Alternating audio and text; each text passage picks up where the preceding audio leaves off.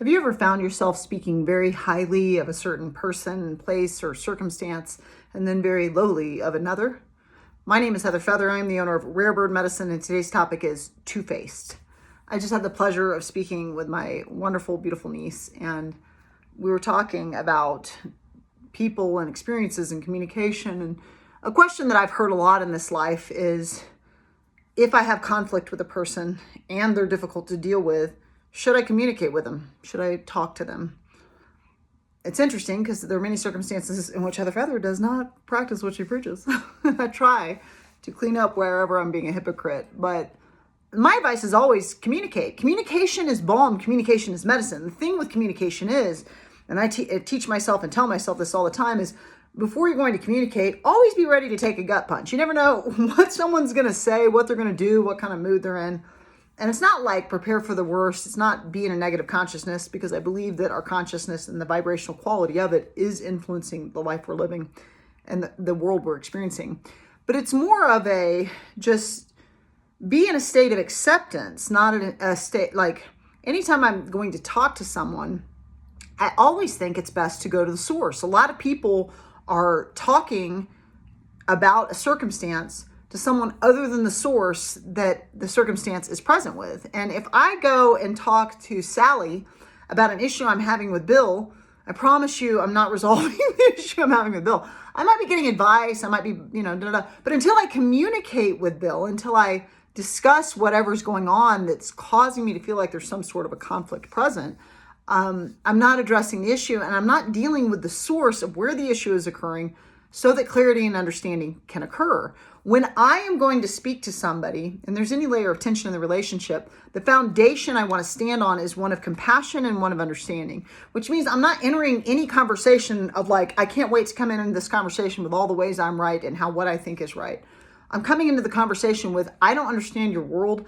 I don't understand your perspective. No matter how much I think I understand your character, I'm never going to fully understand your character and all the things that you be. So let me come into the conversation and be open to whatever I'm going to receive from you. Maybe it'll be a graceful, peaceful, emboldened, noble, humble talk, and it'll be raw and authentic and full of the 𝐬𝐮𝐬𝐫𝐞 of heart energy. And maybe it won't. Maybe it'll be a shallow, soft surface conversation. Maybe you'll avoid, duck and dive and dip away from the conversation. There are all kinds of ways communication can play out when we enter the room and start to show up for our lives and our relationships and decide to do the cleanup work where the cleanup work can be done. One of the things I really love that my mom taught me a long time ago, I was lamenting about something, and she was just like, Heather, you can always clean it up with a person.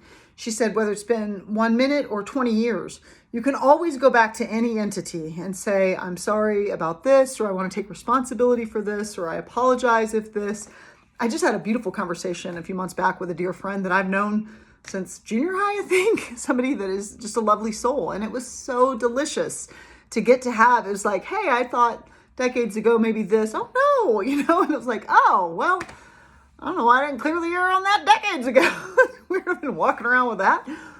We can use our Vishuddha, our throat chakra, our great self-expression center, and open it up instead of constantly spiking it and like, I should never speak. We can speak up and say, hey, this, I'm sorry if this. I try to do my best when I realize it's like, past few days I haven't seemed that empathetic to say like, I'm sorry, I haven't been empathetic in this conversation. There are lots of ways I fail myself in communication. I think one of the key facets is not wanting to step in. Heather Feather has a strong philosophy of, I'm not here to teach you anything. I'm not here to change your character. I'm just here being a character, and I'm doing the best I can with what I value, what I hold to be precious, to be the character I want to be in relationship to everything that I see. And I'm just an experience you can have, But for me, I'm not here to write your character, to correct you, to tell you how to be, to assume that I'm correct in everything I think and believe. I'm just sharing this entity's perspectives based on who she's become after 5 decades of her given experience. That being said, it's like when I step in with someone, they may choose to judge me, to criticize me, to attack me. They may be defensive. They may be avoidant. They may have a really intense face to show me. They also may be nurturing. They may be understanding. They may be in an empathetic space, you know? They may have two polar different faces that could occur for me when I go into the conversation. So for me, it's like I want to go into a conversation assuming and expecting the worst, but being ready to accept whatever occurs because I don't know you.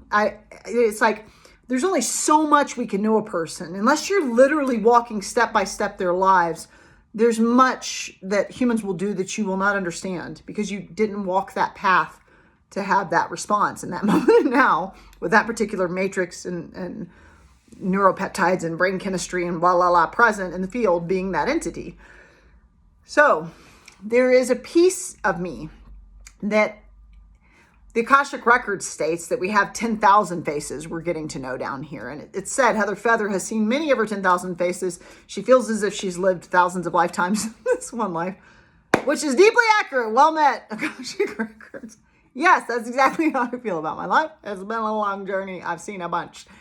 And with the 10,000 faces or with the two faces that we can share, are we going to go light or dark? Are we going to go false evidence appearing real and fear or shadow? Or are we going to go light and love and union and communion? Are we going to go compassionate in our response? Are we going to go compassionate, loving, sensitive, present, understanding, generous, listening, willing to receive, asking questions, having genuine interests in someone other than the self, wanting to understand what you don't understand by asking questions, you know?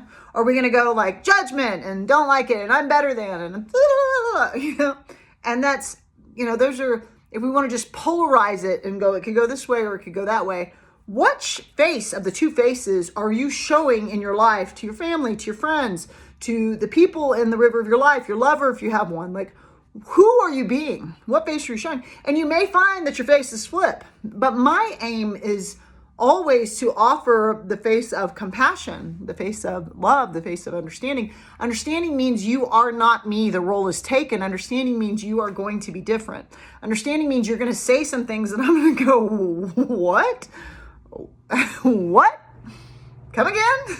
Can you like, what? Humans have said a lot of things. I'm like, I don't understand that at all. I would never choose that. Like, I would never choose that, you know? And each their own. God, life is so diverse, thank goodness, you know? Look at this wonderful garden of all these types of flowers, all these types of animals, all these types of languages, all these types of philosophies. Look at how whatever made this matrix created diversity in every way.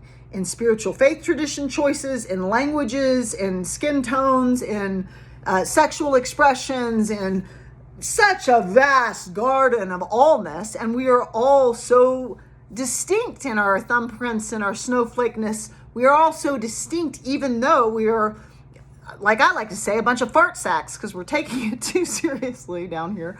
You know, we're all just a sack of farts and bones and blood, but we have this distinct gift we're coming to offer.